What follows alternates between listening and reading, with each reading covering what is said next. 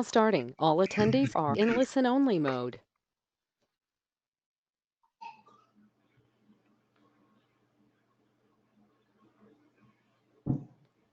All right, welcome everyone. We're just going to give it a few minutes for everyone to join, and then we'll get started.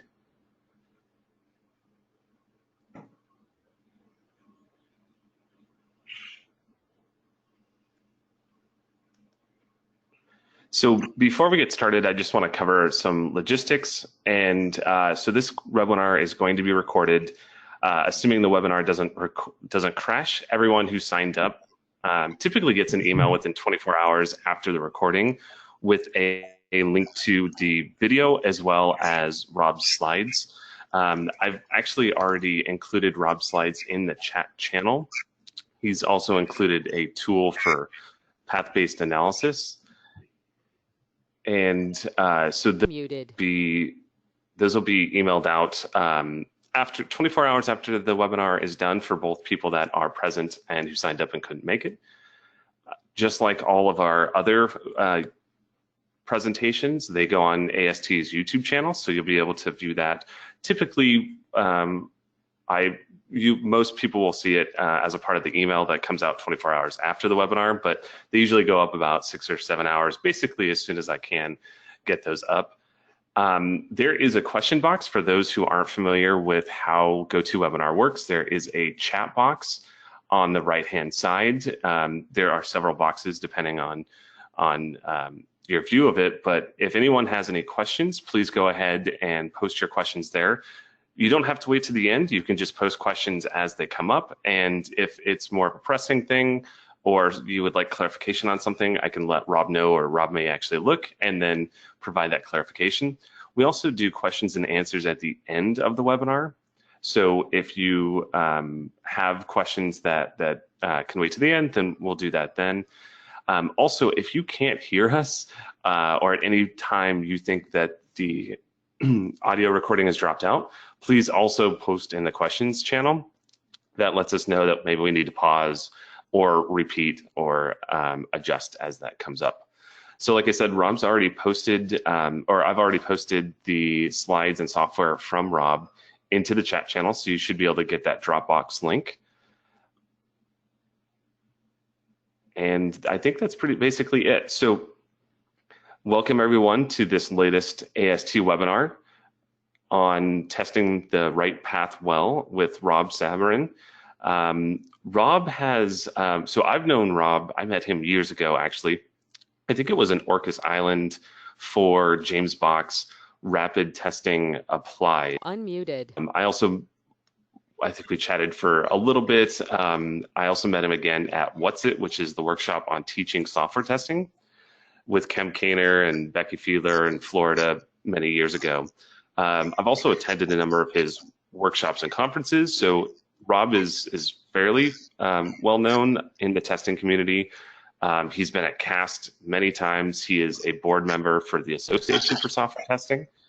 He's got more than 36 years of management experience leading teams of software development professionals. Frequently speaks at conferences. He's a adjunct professor of software engineering at McGill University. He also serves as the principal consultant of Ambibug.com. And so how's that for an introduction, Rob? Excellent. That's a really nice one. I've got to remember that one. Some future engagement.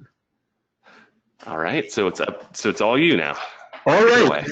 Yep. Thank you very much, and welcome to, I guess, my short webinar called "Testing the Right Path Well." And I call this a test design story. I'm starting to figure sort of types of stories I share, and this is a story about a real problem that happened at a customer of mine in Chicago.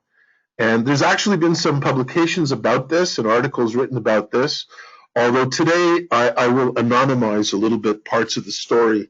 I think if you dig a little bit, it won't take too long to find out a lot of details about this that have been published by different people at different times. In either case, it's a test design story. And so that's me, my bio. Take note of my email address. If you have questions and stuff afterwards, if you want to get in touch with me, just drop me a line at my email address. rsabourin@amibug.com is a great way to get a hold of me. And I know that sometimes people think of a really good question a few days later, and they wish they had asked it at the time. Well, don't hesitate. You can always send me a line and throw me a question. I'm glad to answer about whatever you want to talk about. But I guess supposedly mostly about the subject of this little webinar of ours. So to begin with, when I talk about testing, I want to use a metaphor. And the metaphor I use when I talk about software testing very often is the Swiss Army knife. And for me, the Swiss Army knife is a metaphor for all of the different choices we have in choosing what to test and how to test what to test. And if you look at a Swiss Army knife, you'll see that there's a lot of different blades for a lot of different purposes. There's no sort of one blade that solves all your problems, and maybe sometimes there's too many blades for you to figure out. But a good, well-designed Swiss Army knife has a bunch of blades that the person who holds the knife can sort of figure out based on factors around them what might be the most appropriate blade. And to me, this is exactly what we're facing with testing. So as you're testing software, think of things like test design approaches or test ideas as sort of blades of a Swiss Army knife. It's really cool because my presentation seems to always want to automatically jump ahead a slide on me here. I don't know why, some sort of timing flag in PowerPoint.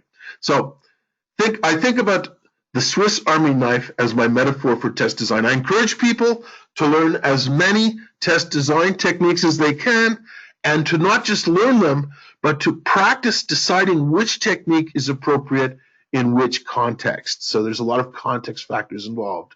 Now, testing itself is an intriguing domain. It's something that's been around for a while, I guess. Software testing, probably the first book about software testing was actually published in 1979. And we can argue that it's a fairly new field. And we know just a little bit about it. If you want to know what do we really know, we're just beginning in the field of software testing.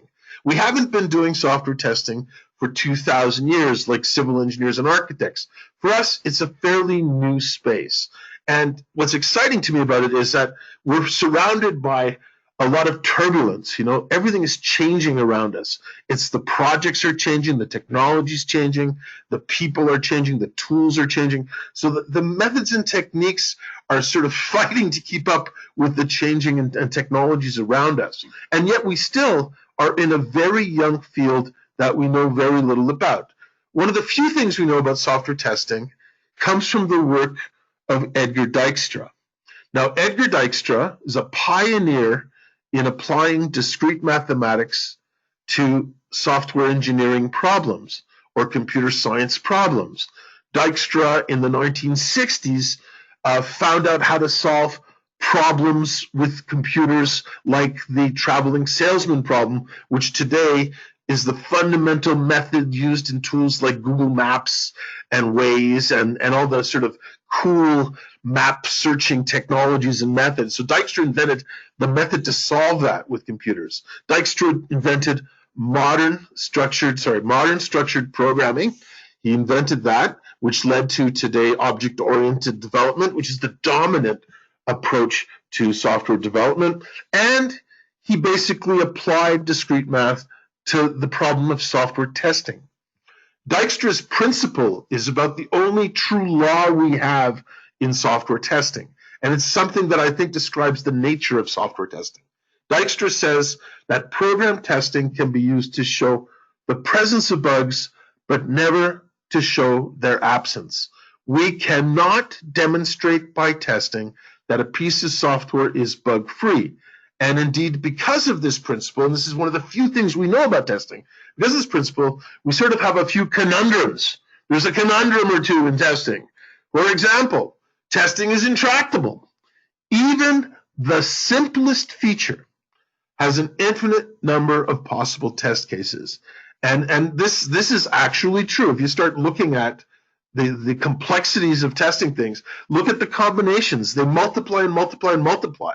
And the more options you have, the more combinatorics. It's huge. The number of possible tests for even the simplest feature is infinite. And this is scary, because that means that complete testing is impossible. So this is depressing, as management wants us to tell them something about a product. They want us to sort of say, hey, we tested it and we know something. We've tested it completely. So this is basically the intractable nature of testing. Complete testing is impossible. But for me, this is a joyous thing. This is a wonderful thing. This is fantastic news, because the good news here is that there's always another way to test something. So we have these three problems, right? We have an infinite number of possible tests. We have complete testing being impossible, and we have always another testing idea. And this third one is the one that I love to use the most, because whenever I'm stuck in a testing problem where I have ridiculous odds against me, I sort of stop and I say, well, there must be another way to test this. There must be another perspective to test this. And figuring out the other things depends on a few factors. Like we call these context factors. And I've mapped a lot of context factors in my time, and I see them generally breaking down into what I call four categories of factors. So there's the factors related to business. Why are we doing this product from a business perspective? How does this help us make money? How does this help our customer achieve their goals? So what are the business factors? And then we have technological factors. What sort of tools are we using? Are we making the product ourselves? Are we buying it from other people? Are we integrating things? What type of technological factors there are? So business factors help us understand more about what's important for a business. Technological factors help us understand what can go wrong or what can screw up. And then there's organizational factors. And organizational factors help us understand how our testing work fits into life cycles. Like, when are we going to do what? And who's responsible for what part of the delivery chain? And what is maybe the responsibility in terms of focus and scope at different times in different places? So we look at business factors, technological factors, organizational factors, and there's also, not on this map, but equally important, cultural factors. And the cultural factors are, to me, devastatingly rich and complex, and yet very hard for me to quantify and imagine how to describe to you. I just know that it depends on your social and familial culture, how you organize yourself as a team, how you share information, that will influence how you focus your testing.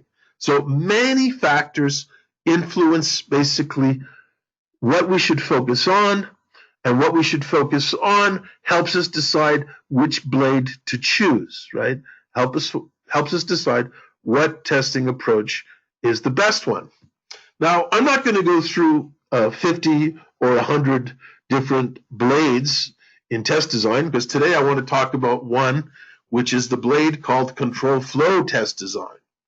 Now, control flow test design is a method of test design that's been around for a while. It's a method of test design that can help us find out, for example, how to test code, because code has a lot of different pathways through it. Control flow test design can help us choose what are the interesting pathways to test in our code. Data paths through a system. What are the different data paths we can exercise? Transaction flows. What are the different ways transactions can pass through our system? Any business process flows. Anything that has pathways can be tested with control flow test design. Control flow test design, if you look at it, can help you understand, for example, the principles of navigating a city through a map. If you look at this as a sort of a sketch of the map of London, and look at how many roads and routes there are. Imagine if you want to start at one point and get to another point. So you want to go from, Islington to Westminster. and you sort of say, okay, well, from Islington to Westminster, how many different pathways there are? And of course, if you look through this map, you'll probably see just linear paths through. There's probably hundreds and hundreds of them. And if you include looping allowed, there's an infinite number of pathways through this. Well, this is very, very similar to a software testing problem when you have a lot of choices to take in deciding what functions you operate, in what order, or what data to use in what order, or what features to use in what order to get a job done.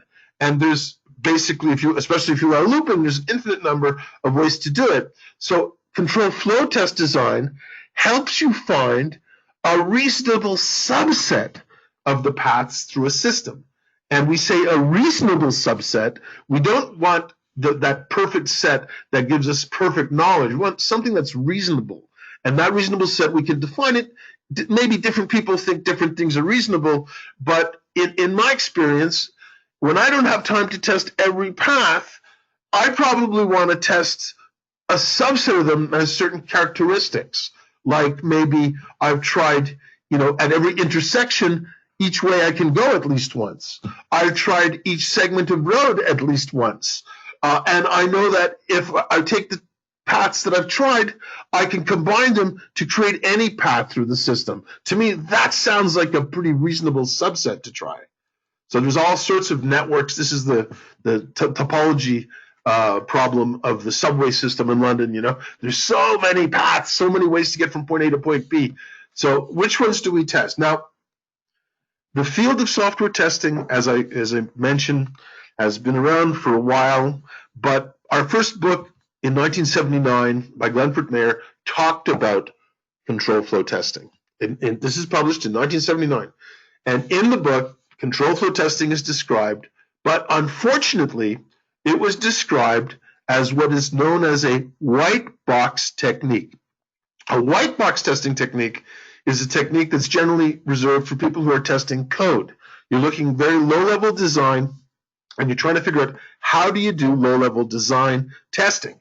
And of course, people like to look at the code, and because code has a lot of pathways through it, they want to say, well, we can't test all pathways, so what is that cool subset of the pathways that we should exercise? So this old book on software testing, right, that old wisdom was written for programmers. Now, unfortunately, at least two major international standardization organizations, I'll name them, the ICEP group and the ISTQB group, have classified control flow testing as a white box technique and includes it in their syllabus so that it's taught to people as if it was really for people doing white box testing. I would argue that that does a disservice to the path approach because path analysis can be used to test any system that has a lot of pathways through it, not just code. So I'm trying to help people learn how to apply control flow testing to systems that aren't necessarily all code. Now, how do you do control flow testing? Well, you have a problem. You have a problem like one of these maps here. You have a problem. And the first thing we do is we create a type of diagram called a control flow diagram. So we create a control flow diagram. And then once we've got that diagram, we use an algorithm, and I'll show you an example algorithm, to find a set of paths. The set I look for, I usually call them the basis paths. Different people have different names for these paths. But it's basically the minimum set of paths where I exercise each step at least once, and each decision every way it can go at least once, and I can construct any path by some sort of combinations of these basis paths. So that's the basis paths. It's a subset of all the paths. And when I don't have time to test them all, the subset I like to test is the basis paths. And if I find a bug with the basis path, I would generally find a bug that would block several possible paths through the system. Now, a control flow diagram is not hard to draw. You can use any tool like Visio to put it together, or even PowerPoint. You use circles and lines, right? Just like a flow chart. So you would say you have process steps like A flows to B, B flows to C. We can have loops. So A flows to B flows to C flows back to A. We're allowed loops.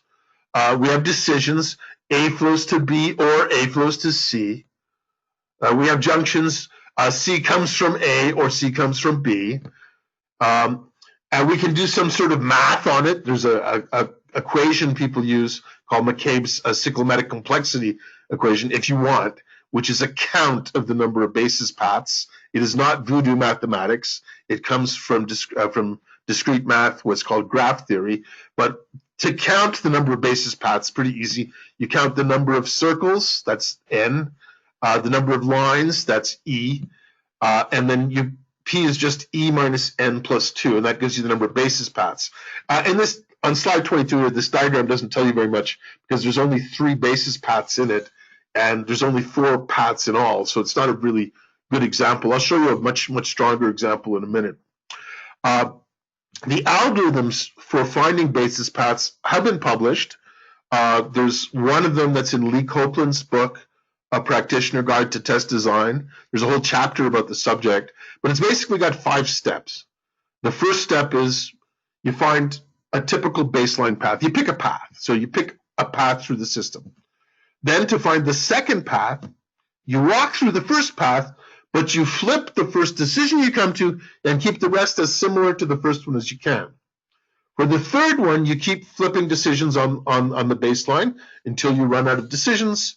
And then we basically pop off the stack the first alternate one we did, and we go through the decisions on that, continuing until we've exhausted all the paths. This is very tedious to do by hand. I've done it by hand. I can do it for up to about 30 nodes. I recommend people consider tools. There are some commercial tools, and I include in the Dropbox a free tool that we put together with some McGill students and I a couple of years ago to help sort of promote this method. It's not a tool that is very robust, it's simple, but it basically is tedious to do this by hand for several nodes. So let me share with you my story of how this technique helped us out in a really serious insurance case study. This story took place in Chicago at a major insurance company. I was there on site. I was teaching test design workshops. I was going all over the place teaching test design workshops when suddenly the test manager walks into my teaching room that I was working in, the classroom, and says, "Rob, we have an emergency. We have a crisis." And I was called into their war room. I was called into the war room. And I was told, Rob, please help us. So I dropped what I was teaching, and I listened to their problem. And they had an interesting problem. In the room, there was the project manager, and there was the test manager, and there was a domain expert, a guru, a domain subject matter guru. And the 3 of them explained to me that they had a major project that was now being piloted with about 400 users. 400 of a potential several thousand were piloting it, and it was failing all over the place. It was crashing, it was failing, everything was screwing up. But the application had been very, very thoroughly tested in their normal testing process. They had done tons of what they call functional system testing, tons and tons and tons. And they had, passed to their satisfaction, all of that testing. Then when they deployed the thing into the pilot, it started failing all over the place, and it was beyond themselves, what was going wrong. So I took a look quickly with them, and from a technology perspective, they were doing a migration from mainframe to multi-tier architectures, a big change in architecture, but their testing philosophy wasn't really tuned to multi-tier object-oriented systems. It was more tuned to batch processing mainframe systems. And so their testing methods were missing certain type of bugs. And the bugs that were missing were cross-feature interference bugs, where feature A interfered with feature B, not intentionally, accidentally. So you have features that are accidentally interfering with each other, and so you have this sort of concern that they thoroughly tested all of the features, but the testing was done independently. And so they were confident in the independent features, but they really had no knowledge about how they interacted with each other. So I basically talked to them, and I learned a little bit about the system, and I found out that the system had a whole bunch of screens, and these were basically subsystems. And to get to a screen, you basically had 3 pull-down menus. The first pull-down menu A had 5 choices. The second B had 6 choices. The third C had 2 choices. So to get to a screen, you took a value from A, B, and C, and it went to a unique screen. So the question, how many screens are there comes up, and it's pretty obvious to me that there's 5 times 6 times 2, there's 60 possible screens, right? And sure enough, that's how many screens that they had, 60 possible screens. And they basically, so to test all the screens thoroughly, they had 60 tests to exercise the screens. But then they realized, okay, now we're not testing for cross-feature interference, so maybe what we should do is start testing the different ways the screens interact with each other. So one way to do that is to look at the permutations. So how many tests would be required to exercise all possible screens in every possible order at least once? So all possible screens in every possible order at least once. And that's basically the question they started talking about. And it works out that if you do the math, that gives you 60 factorial test cases. Now, 60 factorial test cases is basically equal to 60. So you have 60 choices for the first one, 59 for the second, 58 for the third, all the way down to 321. You multiply that out, and you get to this number, which is 8.32 times 10 to the 81. Now, 8.32 times 10 to the 81 is a very, very large number. And this number, in fact, is so large, it's hard for a human being to conceptualize it. And they were saying, well, maybe we should use some automation. And I was trying to tell them, no, automation won't help you in this case. This number is so large that you will never in your lifetime come near even scraping the surface of testing it with all the automations on the planet. If you want to get an idea of how big that number is, take a look at some of the work from NASA, physicists studying the visible universe from the Hubble Space Telescope. They estimate that the number of atoms in the observable universe, the number of atoms in the observable universe is between 10 to the 79 and 10 to the 82. And that means that my customer had wanted to do more test cases than the lower bound of the number of atoms in the visible universe. I'm not joking. This is really what was on the table. It was impossible, ridiculous, absurd, intractable, never doable. But they sort of understood the problem space. So I talked to them a little bit, and I sort of tried to understand what really mattered to them. And learning more about it, I asked them, do they have any descriptions of the workflow of the system? And sure enough, there was a whole training department that was training operators in the workflow of the new system. And so we invited the training department to send someone to the war room crisis management meeting. And they basically showed me and the team, they showed us some of the flow charts that they used to teach people the workflow of this new system. So I looked at this, I discussed it with them, and I said to them, well, this is an interesting diagram here. What if we tried to find a set of pathways through this workflow that we could exercise to try to expose bugs that are cross-feature interference bugs that show up in real workflows? So it's not every possible one, but the ones that might show up in real workflows. How can we bubble those up? And so I took this, and while in Chicago, in the war room, with everybody there, I drew a control flow diagram. This is a digital photo of the control flow diagram. Now, you'll notice that there's a lot of circles in it. There's actually 45 circles in my control flow diagram. It's interesting to note that their system had 60 possible screens, but my control flow diagram had only 45 circles in it. Shouldn't there be 60 circles? Well, the answer is not all screens showed up in the workflows. When we look at the diagram, there's 65 edges, which we do the computation, would give us 22 basis paths. I applied the algorithm from Lee Copeland's book by hand. at the customer's site, and I came up with these 22 basis paths. 22 basis paths. Now, they were basically, these are the ones we came up with. Only 22 tests. So not 8 times 10 to the 81 tests, but 22 tests. Now, these 22 tests are an important set. And I told the customer very carefully, I said, you have to get all of these running. You can't just pick your favorite one here, because the value of this is running the whole set. If you run the whole set, so then you will learn a lot. If you only pick and choose from this set, it's not really going to help you very much.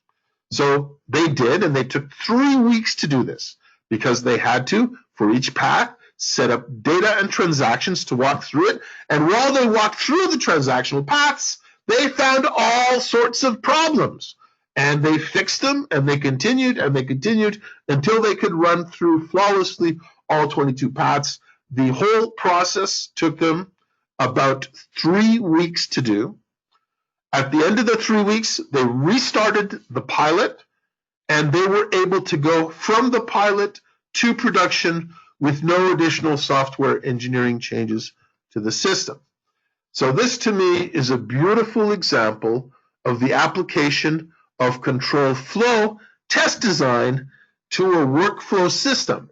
When you can't test all possible permutations of all possible operations, and your risks include cross-feature interference, which could be for many reasons, like resource contention problems, data problems, object modeling problems. There's all sorts of technical risks in there. Today, we see more and more of this in microservice architectures, and there's no way you can possibly test all the different paths between all the systems. So finding the workflow gave us a method to model. We used control flow test design, found the paths, and then created tests for each path, one test per path, basically, with specialized test data and test transactions, and fix the bugs, keep going until you can get all 22 running flawlessly, and then they were able to go to production with no additional work. Now, in control flow test design, there's some other interesting things you might want to look at. We can, for example, consider a subset of tests that might be interesting for you. For example, test all nodes at least once. That's a smaller set. Or test all edges at least once. That might be a smaller set. Or try to test all paths, which is possible, reasonably possible, if there's no looping. Now, I, with my McGill students, put together a simple tool, which we call paths. There's a copy of this tool in the Dropbox if you're interested in trying it. I don't have a lot of people to support it. It's just done by some basically undergrads with me, just to make the point here. It's not a very robust tool, but it does the job, and I'll show you an example here. So what you do is you take your problem. So let's say, if you can imagine, that we have this flow chart on the top here, and we want to find the pathways through this interesting set of pathways. Let's say the basis paths through this flow chart. Now, this is easy to do by hand with this case, but just to show you how the tool would work, what you do first of all is you create what's called an edge list. An edge list is just a text file which describes your control flow diagram. So the first line in it is the name of the starting node. The last line in it is the name of the ending node. And then every other line in this text file is the name of an edge. So this edge here is between start and A. This edge is between A and B, between B and D, between D and A, between B and C, between C and end. So that's all there is to it. The tool is run in a batch file. It's just simple command line batch file. It's a Java program, so you need a Java runtime environment to do it. And it will tell you the results of, for example, the basis paths. There's 2 of them. Start A, B, C, end is one. Start A, B, D, A, B, C, end is the second one. Or if you just want the tests to try all edges once, this would work actually. Start A, B, D, A, B, C, end would try each edge at least once. So this is the different types of things you can pull from the tool. I believe there's a few other command line options in there. I want to show you another example before I stop this little webinar chat here. This one came up last week. It's interesting how control flow problems land on my desk from time to time. And this is from someone who basically had a transaction model of a system, and they had diagrammed it with this sort of picture like this. The little blocks on them, I call them nodes in it, are process elements. And going from start to end, there's many different pathways through the system. The question is, can we find a reasonable subset of the pathways through the system to basically exercise the system thoroughly without having to try every single path? And so I took this and I basically said, okay, let's just take this diagram and see if we can apply it to our little tool there. So I'm going to open up my node. So this is the node list I made here. So if you look at the file here, there's 70 lines in it. The first line is the starting node. The last line is the ending node. And there's basically 68 edges in the file, nothing complicated. When we run the program, it's just a Java runtime command line program. So the syntax is very simple. The tool is called paths.jar. The input file is called the Fred nodes input. The output file is Fred basis output or Fred edge output. It's all text files.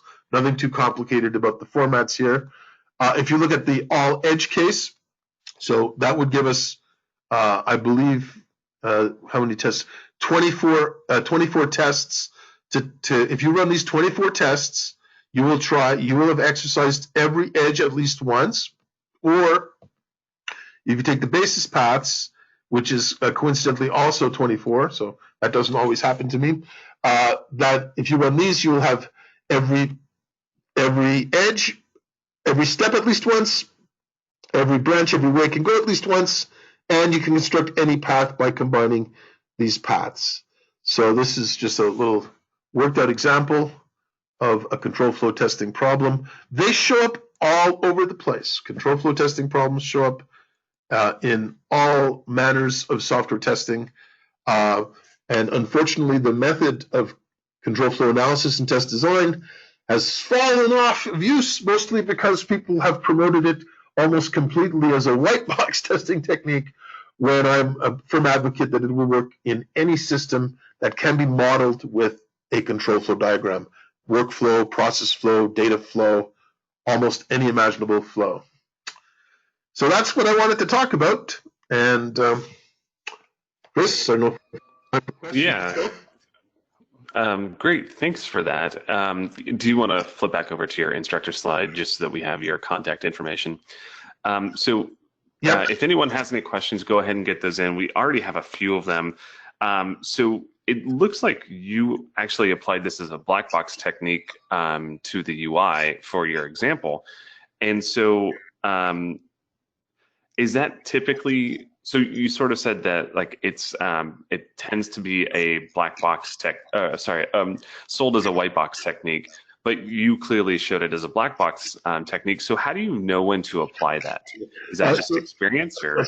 Well, first of all, let's get rid of some baggage problem. The term white box and black box technique doesn't always help you in testing. So who does it help? I don't know. But years and years ago, people decided to classify testing that way. I think it was a little bit because people were afraid you had to learn programming to use certain techniques. So they sort of said, these are for programmers, these are for non-programmers. Whatever the history is, the distinction between a technique as being white box and black box has not always helped the industry, has not always helped the profession of testers. So yes, it's classified as white box technique because people use it for code, but it can be used for anything that you can draw that picture with. So if I can draw a control flow diagram, I can use this technique. And I can do that for code too, by the way. So I can take code and draw a picture like that, or I can take a workflow and draw a picture like that. I definitely believe that it is perfectly reasonable to use as a black box technique. Absolutely. Testing it at the functional level, not testing at the guts, at the code level. So I agree 100% that I was using it as a black box technique, even though it's been promoted as a white box technique to a disservice, I think, because there's tons of testers who have never even learned about it because it was taught only to programmers who doing unit testing. I don't know if that answered the question. So Yeah, that's it. it's not a disconnect. It's just that the technique applies to anything you can draw that picture for. So if you can draw a flow diagram of whatever you're testing, and almost any part of your application you can do that, then it'll help you find pathways through it. If you have like an infinite number, it'll give you a nice subset to help you find important bugs. Yeah, so that goes, thank you. That sort of goes into the second question we had, which is how do you know when to apply that? And it sounds like you just said if you can sort of illustrate it as a point, as nodes, then you can basically do path analysis, right? Right. Although I want to always be sensitive to my context, and I do not want to apply this every time just because I can draw the diagram. So the diagram is sort of like, it's important. I have to be able to diagram it, but that's not enough. It also has to make sense. So for example, workflow makes a lot of sense because I'm looking at a system and I'm saying, okay, instead of modeling what the software does for the user, I'm modeling what the user does with the software. And if the user can't do their job with the software, it's useless to them, and therefore it's meaningful to test at the workflow level. So it's not just that I can draw the picture. It also has to make sense from the context. I'm always afraid that people learn a technique like this and they apply it to everything. Well, it applies to a lot of things, but I like to make sure that it's going to be giving you useful information. And you can use it once you know it. You can use it a lot, but make sure that it fits the type of knowledge you're looking for when you're testing the application.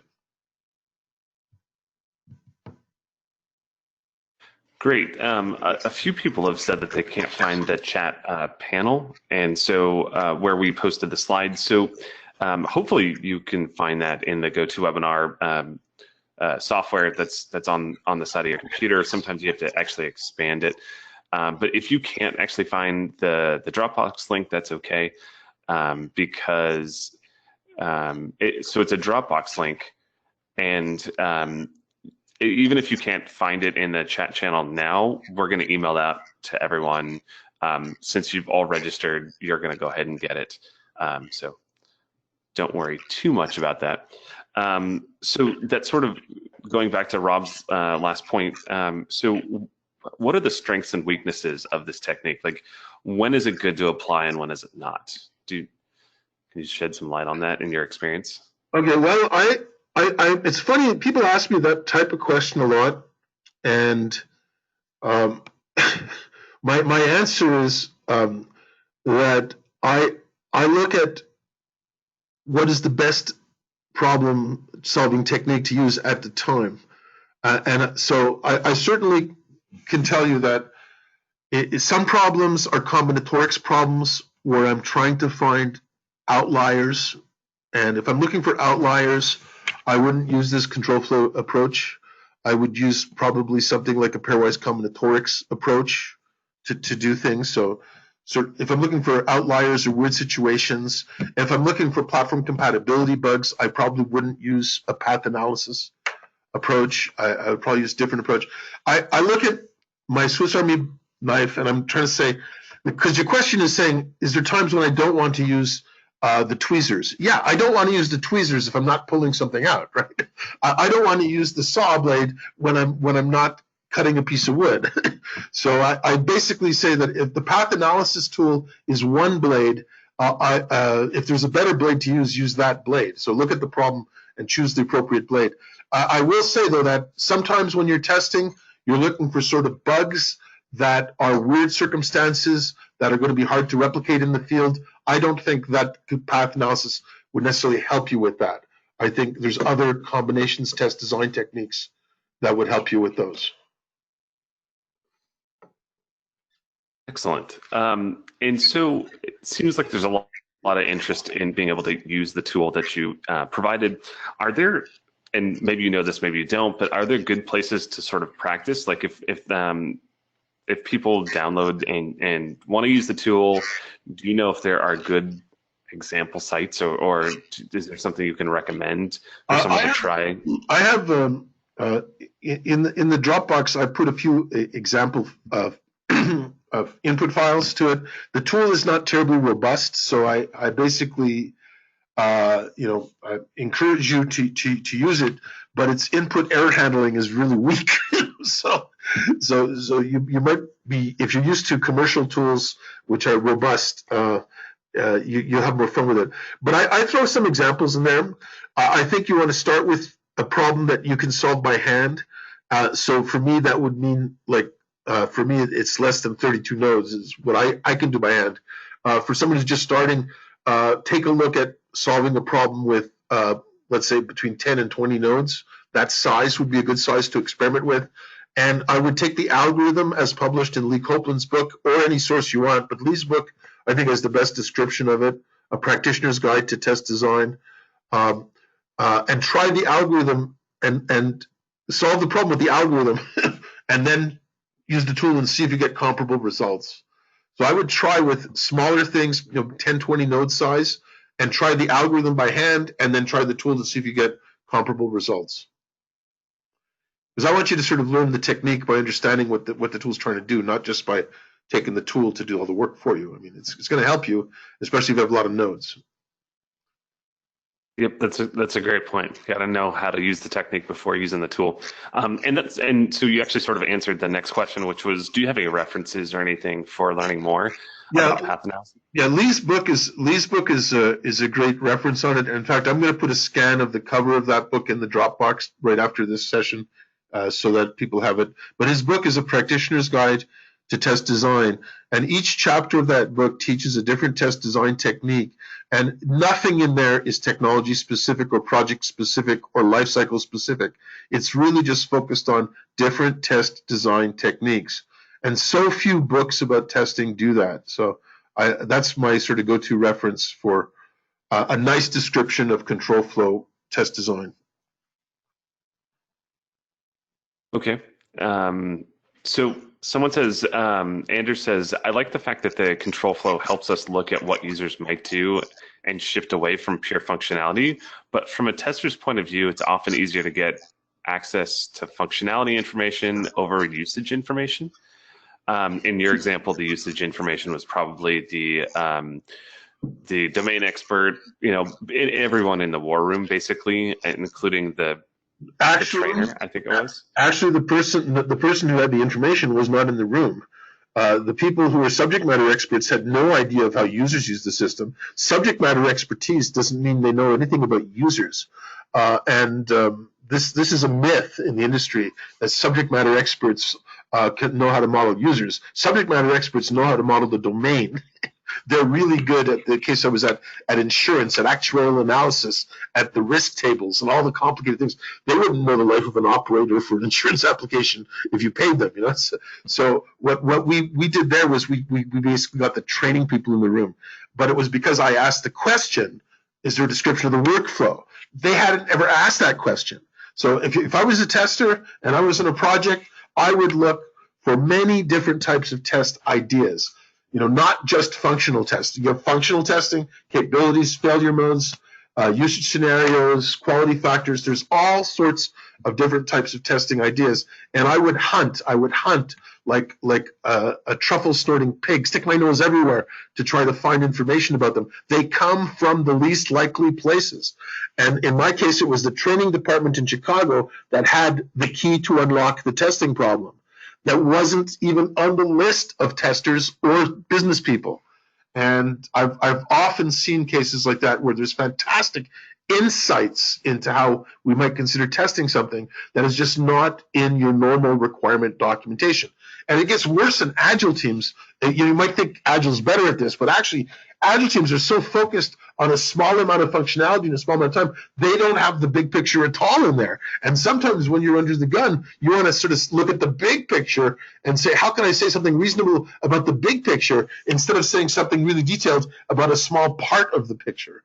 So my advice to people is to stick your nose in all sorts of places to try to find insights into where you can get testing ideas that are not just the functional stuff. However, if you're only stuck with the functional information, you're right. I don't want you to make this up. You can't invent workflow. You have to actually look at how users use systems and somehow have some way to model that. Maybe a skill you could develop is called a task analysis skill, which if you look at the stuff that Dr. Kainer used to teach in the workshop on software testing, is basically a method to learn about the workflow through interviews and stuff like that. But still, you have to interview people to get the data, right? So it's sometimes you just don't have access to it, and I agree that if you don't have access to it, path analysis like this probably is not going to be too useful. All right. I think that's all the questions we have, unless anyone else wants to get one in last minute. Otherwise, I'm going to say thank you to Rob. Rob, did you have anything else that you wanted to say? No, I wanted just to remind people that this webinar and all my other stuff always comes with a lifetime guarantee, which is my life, not yours. So I hope you're interested in me having as long a life as possible. If you ever have questions or concerns, or you want to dabble with the space of control flow testing, send me an email. I'll be delighted to get you examples, case studies, answer your questions. I'm there to help. Great. So thank you to Rob, and thank you to everyone else for joining. That concludes this presentation. Thanks, everyone. All right. Bye. Thank you.